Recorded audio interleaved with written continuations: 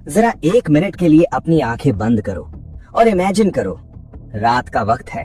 विशाखापट्टनम का समंदर एकदम शांत है। ऊपर से सब कुछ नॉर्मल लग रहा है, लहरें किनारे से टकरा रही हैं, ठंडी हवा चल रही है। लेकिन उस रात उस खामोश पानी के सैकड़ों फीट नीचे एक बहुत ही भयानक खेल चल रहा था। एक ऐसा खेल जिसमें हारने वाले को सेकंड चांस नहीं मिलता। पानी के नीचे अंधेरे में एक मॉन्स्टर छिपा हुआ था। पाकिस्तान की सबसे खतरनाक, सबसे एडवांस सबमरीन PNS गाजी।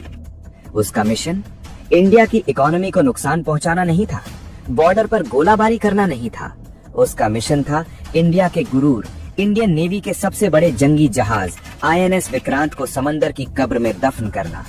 सोचो, अगर उस रात गाजी अपने मिशन में कामयाब हो जाता तो क्या होता। मैं बताता हूँ क्या होता। आज बांग्लादेश नाम का कोई देश नहीं होता। 1971 की वो ऐतिहासिक जीत शायद एक शर्मनाक हार में बदल जाती। लेकिन पाकिस्तान एक चीज भूल गया था, जंग सिर्फ बारूद से नहीं, दिमाग से जीती जाती है।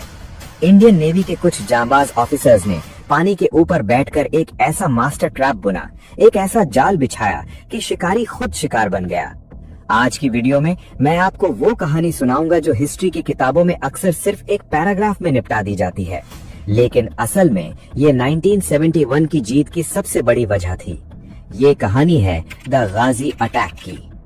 कहानी शुरू होती है 1971 के उस दौर से जब इंडिया के लिए हालात बहुत नाजुक थे। एक तरफ ईस्ट पाकिस्तान, जो आज बांग्लादेश है, जल रहा था। वहाँ की पाकिस्तानी आर्मी अपने ही लोगों पर इतना जुल्म कर रही थी कि लाखों रेफ्यूजीज अपनी जान बचाने इंडिया भाग रहे थे। आंकड़े कहते हैं कि करीब 9 मिलियन लोग इंडिया आ चुके थे। इंडिया पर प्रेशर बढ़ रहा था। अगर पाकिस्तान को नहीं रोका जाता तो इंडिया की इकोनॉमी क्रैश हो जाती। लेकिन पाकिस्तान की एक बहुत बड़ी कमजोरी थी, उसका देश 2 टुकड़ों में था, वेस्ट पाकिस्तान और ईस्ट पाकिस्तान, और बीच में था इंडिया। अगर वेस्ट पाकिस्तान को अपनी फौज और हथियार ईस्ट पाकिस्तान भेजने थे तो उन्हें सी रूट से होकर गुजरना पड़ता था। इंडियन नेवी ने ठान लिया था कि हम समंदर को ब्लॉक कर देंगे, न रहेगा बांस न बजेगी बांसुरी। अगर सप्लाई ही नहीं पहुंचेगी तो पाकिस्तानी आर्मी लड़ेगी कैसे। और इस नेवल ब्लॉकेट का सबसे बड़ा हीरो था हमारा aircraft carrier INS Vikrant. Vikrant समंदर का बादशाह था, एक चलता फिरता एयरफोर्स स्टेशन। पाकिस्तान के जनरल्स को पसीना आ जाता था विक्रांत का नाम सुनकर। उन्हें पता था कि जब तक विक्रांत पानी के ऊपर तैर रहा है, ईस्ट पाकिस्तान को बचाना इम्पॉसिबल है। लेकिन दोस्तों, यहाँ एक ट्विस्ट था। उस वक्त दुनिया को लग रहा था कि इंडिया बहुत ताकतवर है, लेकिन सच्चाई कुछ और थी। असली बात ये थी कि उस समय हमारा शेर यानी INS विक्रांत घायल था। जी हाँ, विक्रांत के बॉयलर्स में क्रैक आ चुके थे। उसकी रफ्तार बहुत कम हो गई थी, वो अपनी फुल स्पीड पर चल ही नहीं सकता था। अगर उस हालत में किसी ने उस पर हमला कर दिया होता तो विक्रांत अपना बचाव भी नहीं कर पाता। वो एक सिटिंग डक की तरह था और पाकिस्तान इसी मौके की ताक में था।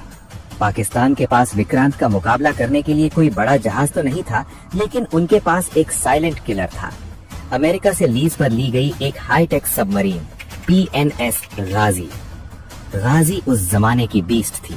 उसकी रेंज 11,000 माइल्स थी, यानी वो कराची से निकलकर पूरे इंडिया का चक्कर लगाकर बे ऑफ बंगाल में हमला करके वापस भी जा सकती थी।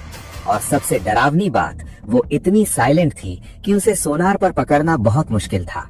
14 नवंबर 1971, कराची हार्बर।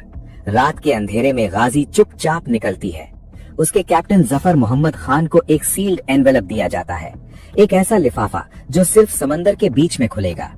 जब वो गहरे पानी में पहुंचे और लिफाफा खोला गया तो उसमें साफ लिखा था, target INS Vikrant, mission sink it at all costs. Ghazi निकल चुकी थी, एक अदृश्य मौत की तरह। इंडिया को इसके बारे में कुछ नहीं पता था, या शायद पाकिस्तान को ऐसा लग रहा था। लेकिन यहाँ एंट्री होती है इंडिया के असली हीरोज की, हमारी इंटेलिजेंस एजेंसी रॉ और नेवी इंटेलिजेंस की। कहते हैं ना, अपराधी कोई ना कोई सुराग छोड़ ही देता है। पाकिस्तान ने भी एक गलती कर दी। रॉ के एजेंट्स ने एक कोडेड मैसेज इंटरसेप्ट किया। Message Chittagong port east Pakistan के लिए था। उसमें लिखा था कि एक स्पेशल ग्रेड ऑयल का इंतजाम करके रखो। अब आप सोचेंगे तेल ही तो है, इसमें क्या बड़ी बात है। बड़ी बात ये थी दोस्तों कि वो तेल सिर्फ और सिर्फ सबमरीन्स के इंजन में यूज होता है और पाकिस्तान की छोटी सबमरीन्स वहां तक पहुंच नहीं सकती थी। बस ये एक क्लू काफी था। इंडियन नेवी के चीफ एडमिरल नंदा और वाइस एडमिरल कृष्णन समझ गए कि आईएनएस विक्रांत पर हमला होने वाला है और आईएनएस विक्रांत इस वक्त डेंजर में है। अब सिचुएशन ये थी कि एक तरफ गाजी जो विक्रांत को ढूंढ रही है, दूसरी तरफ विक्रांत जो खराब हालत में है और लड़ नहीं सकता। अगर गाजी को पता चल जाता कि विक्रांत कहाँ है तो गेम ओवर था। तो अब क्या करें? विक्रांत को कहाँ छुपाएं? वाइस एडमिरल कृष्णन ने यहाँ एक ऐसा माइंड गेम खेला जो आज भी मिलिट्री स्कूल्स में पढ़ाया जाता है। उन्होंने कहा, हम विक्रांत को छिपाएंगे नहीं, हम गाजी को बुलाएंगे, लेकिन वहां नहीं जहां विक्रांत है। उन्होंने चुपचाप एकदम सीक्रेटली असली आईएनएस विक्रांत को मद्रास से हटाकर अंडमान निकोबार के एक अनजान आइलैंड के पास भेज दिया, घने जंगलों के बीच पानी की एक खाड़ी में। वहां वो सेफ था। लेकिन अब सबसे बड़ा चैलेंज था गाजी को ये यकीन दिलाना कि विक्रांत विशाखापट्टनम में है। क्यों? क्योंकि विशाखापट्टनम का पोर्ट उथला था, वहां ट्रैप बिछाना आसान था। तो नेवी ने शुरू किया ऑपरेशन डिसेप्शन। ये सुनिए, आपको मजा आ जाएगा कि उन्होंने क्या किया। नेवी ने विशाखापट्टनम से धड़ाधड़ रेडियो मैसेजेस भेजना शुरू किए, जानबूझकर ऐसे चैनल्स पर जिन्हें पाकिस्तान सुन सके। मैसेजेस क्या थे?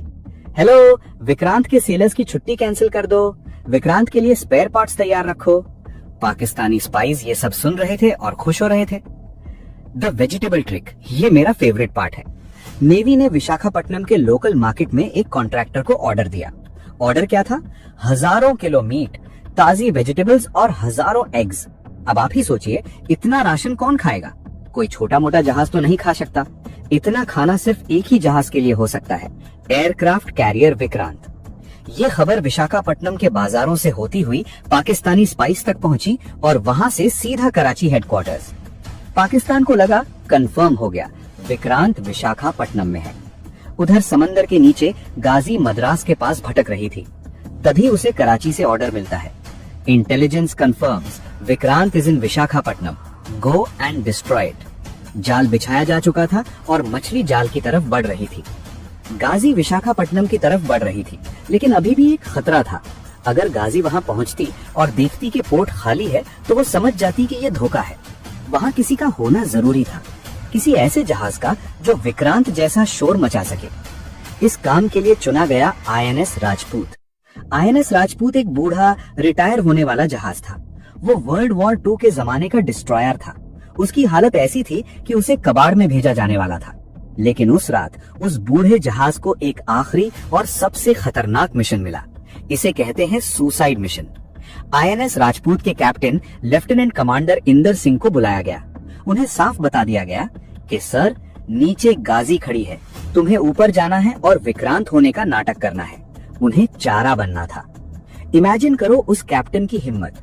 उन्हें पता था कि नीचे दुनिया की सबसे मॉडर्न सबमरीन है जो एक टॉर्पीडो में उनके चीथड़े उड़ा सकती है। फिर भी कैप्टन इंदर सिंह ने कहा, सर, मैं वापस आऊं या ना आऊं, लेकिन आईएनएस राजपूत दुश्मन को लेकर ही डूबेगा। तारीख 2 दिसंबर 1971। आईएनएस राजपूत विशाखापट्टनम पोर्ट से बाहर निकला।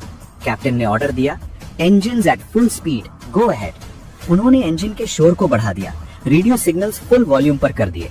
मकसद था इतना शोर मचाओ कि नीचे गाजी को लगे कि कोई विशालकाय जहाज यानी विक्रांत बाहर आ रहा है।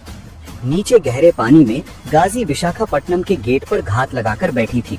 गाजी के सोनार पर आवाज आई, धक धक धक। गाजी के कैप्टन जफर को लगा शिकार आ गया। गाजी ने तुरंत विशाखापट्टनम पोर्ट के रास्ते में अंडर वाटर माइंस बिछाना शुरू कर दिया ताकि जहाज बाहर निकलते ही उड़ जाए। रात के 11:40 हो रहे थे। आईएनएस राजपूत पोर्ट के बाहरी चैनल से गुजर रहा था। अचानक कैप्टन इंदर सिंह को लगा कि पानी के नीचे कुछ गड़बड़ है, एक हलचल। पायलट ने कहा, सर, सोनार पर कुछ है। कैप्टन इंदर सिंह ने 1 सेकंड भी वेस्ट नहीं किया। वो वॉर का टाइम था, रिस्क नहीं लिया जा सकता था। उन्होंने चिल्लाकर ऑर्डर दिया, fire depth charges. Depth charges पानी के ड्रम जैसे बॉम्ब्स होते हैं जो नीचे जाकर फटते हैं। आईएनएस राजपूत ने एक के बाद एक 2 डेप्थ चार्जेस पानी में गिराए और फुल स्पीड में वहां से आगे निकल गया। कुछ सेकंड की भयानक खामोशी और फिर बूम। पानी के अंदर एक इतना जबरदस्त धमाका हुआ कि कि विशाखापट्टनम शहर की खिड़कियां हिल गई। समंदर का पानी कई फीट ऊपर उछल गया। नीचे क्या हुआ था? थ्योरीज कहती हैं कि आईएनएस राजपूत के फेंके बम के शॉकवेव से पीएनएस घाजी का बैलेंस बिगड़ गया। पीएनएस घाजी उस वक्त माइंस बिछा रही थी। बैलेंस बिगड़ने से वो या तो अपनी ही माइन से टकरा गई या फिर उसके अंदर रखा टॉर्पीडो फट गया। नतीजा टोटल डिस्ट्रक्शन। पीएनएस घाजी का अगला हिस्सा जहां सारे हथियार रखे थे वो पूरी तरह उड़ गया। सेकंड्स के अंदर पाकिस्तान का वो घमंड, वो अजय घाजी लोहे के एक मलबे में बदल गई। पीएनएस घाजी के अंदर मौजूद 93 लोग पल भर में खत्म हो गए। उसी वक्त घाजी की कैबिन में लगी घड़ी की सुइयां हमेशा के लिए 12:15 पर रुक गई। अगली सुबह 3 दिसंबर जब सूरज की पहली किरण समंदर पर पड़ी तो नजारा देखने लायक था। पानी के ऊपर तेल की एक मोटी काली परत तैर रही थी और उस तेल के बीच कुछ लाइफ जैकेट्स तैर रहे थे। मछुआरों ने जब उन्हें उठाया तो उन पर लिखा था यूएसएस डियाब्लो, घाजी का पुराना अमेरिकन नाम। नेवी हेडक्वार्टर्स में खबर पहुंच गई, द थ्रेट इज न्यूट्रलाइज्ड। रास्ता साफ था।